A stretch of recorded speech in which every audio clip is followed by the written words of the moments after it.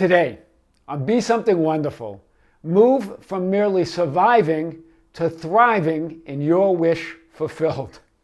I am your host, Tom Kieran, and this is the Be Something Wonderful studio of higher consciousness, where we help you level up and become the best version of yourself. Creators, welcome back. Here we are coming to you, broadcasting from Athens, Greece. And I had a really tremendous session today with a client. And I want to share what she said, because she said, Tom, it really finally clicked with me. I think it was the last video she said I posted. I'm not sure. It might have been a combination of videos. But she said it finally clicked for her that what she's been doing is trying to survive. Hear this. Survive her thoughts, her feelings in the 3D conditions. That just to feel better, just to survive them. She thought she was trying, creating, imagining her desired end, moving to what she wanted. She thought that's what she was doing, but she really got it. That the idea that she was just trying to survive the triggers, right, from 3D reality, or the thoughts and feelings that she was, the thoughts she was thinking, the feelings that in those thoughts that she was feeling, the thoughts that she was thinking and feeling. And then trying to resolve those, trying to reconcile those, trying to feel better. Where she wasn't really focused, she wasn't putting her attention and her focus on creating what she wants. Instead, she was trying to survive what she didn't want. Hear this.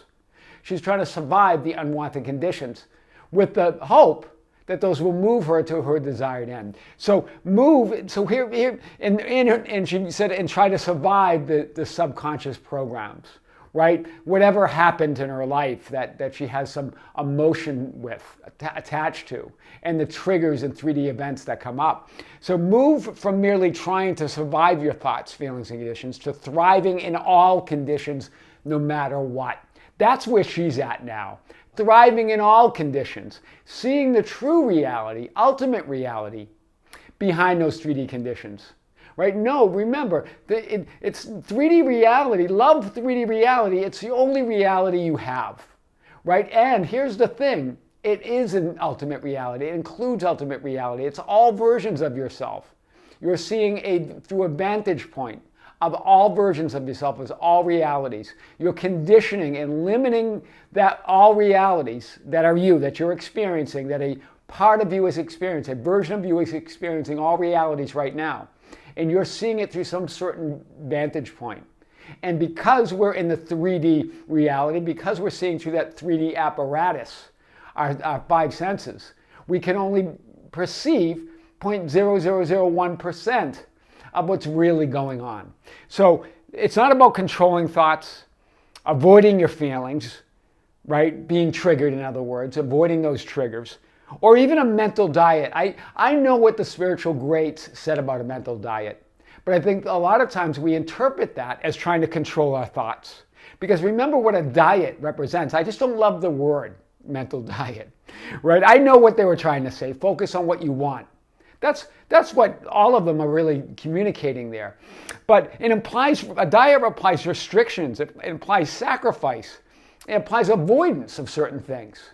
Do you hear that? Avoidance of 3D reality, avoidance of what you don't want. Instead of focusing on the food, in other words, the thoughts, feelings, and conditions, look at that as a mental diet. You think of food as a diet, but think of it, instead of focusing on the food, in other words, avoiding, sacrificing, avoiding, or putting restrictions on what you're thinking, feeling, and the conditions, and what you can't eat, right?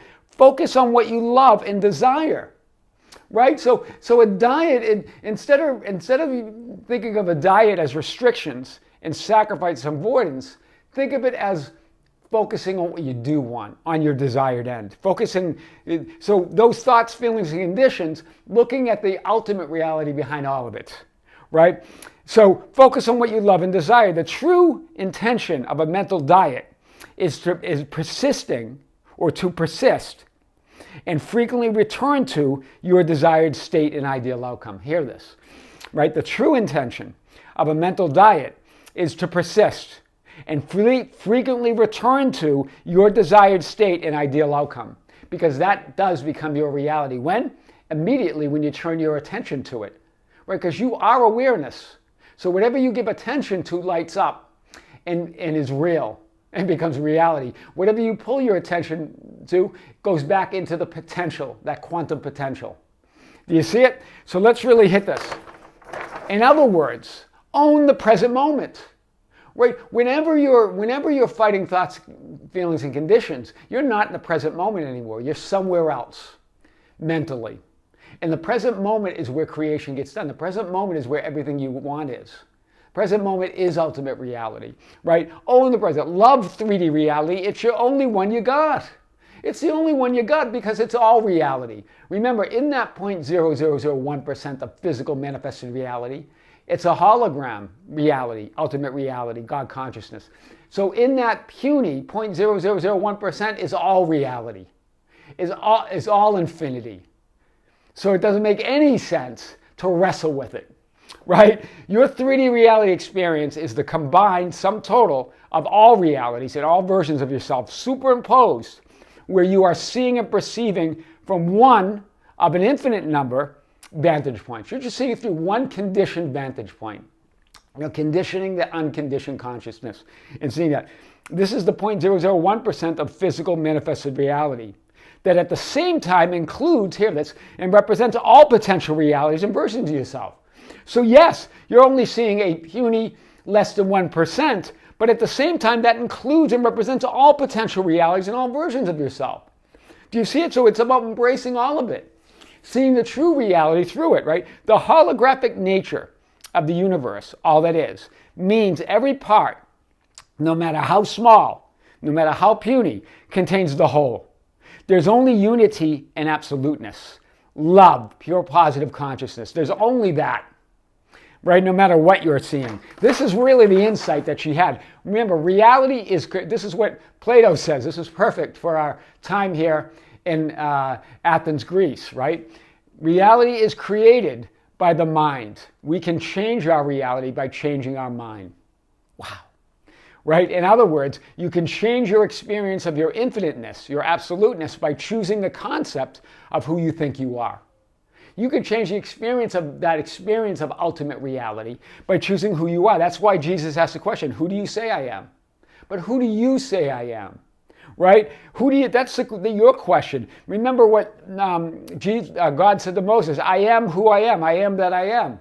I am who I am, whoever that I am is. That I am, there's only I and I am. But I am that I am, the only I am. Right? Your answer to these questions determines your entire experience of reality. It determines your entire life experience. Right? Less than 0.1% is limited to your physical experience. But more than 99.9% is absolutely unlimited. It's your metaphysical and imaginative experience. But the whole is in that less than 0.1%, and the whole is in that 99.9%. The whole is in every part. You just limit yourself to that physical experience, and you react to it. You complain about it. You try to fix it. You try to improve it. Right? In the meantime, it contains all reality. Right? So you're pushing against all that is. Right? When you change your mind, you change your vantage point through which you see, perceive, and experience ultimate reality.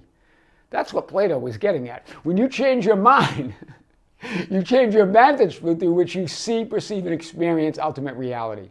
Remember in the Gospel of Thomas, Jesus talks about ultimate reality or the kingdom.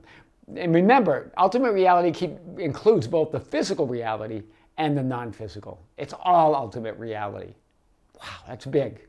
So physical reality is the only reality you have, and it's ultimate reality. It includes all of reality, right? Ultimate reality is within you and outside of you. And so, again, it's reciprocal in nature. It's source, right? It's inside and outside. It's both physical and non-physical. Jesus says it here in Gospel of Thomas. Ultimate reality is within you and outside of you. It's very clear here what Jesus is pointing at. It's inside and outside. It's physical and non-physical, right? When you know yourselves, this is what Jesus continues to say, you'll be known. In other words, when you know yourself, you'll be known by source. Right? In other words, the reciprocal nature of source. When you turn to God, God turns to you. Source always knows you. You're never from the gaze of source. But you've got to put a demand on that source. right? You can either bring a teacup to the ocean, or you can bring an infinite bucket to the ocean. And, right? It's reciprocal in nature. And when you know yourselves, then you'll be known. You'll realize that you're children of the living source. He uses source here. Living source. It's a living source. Consciousness is alive. It's alive with the will to live in love. And that's all it is. But if you don't know yourselves, then you live in poverty, and you are that poverty. Listen to the message here. That's powerful. As you fight and resist thoughts, feelings, and conditions, you identify with them and become them.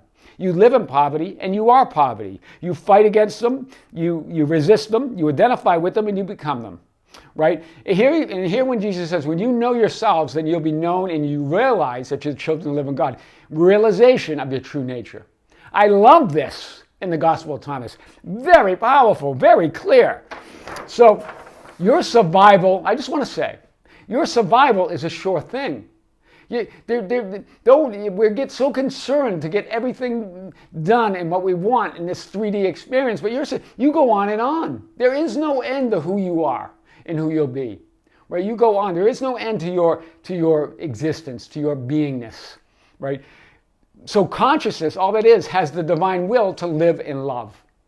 And live and live and love, right? So how you live and experience that love, though, is your free will to choose. So you get to choose how to experience it. God doesn't meddle in the middle. God doesn't get involved in how you experience reality. He doesn't meddle in the middle. You get to choose.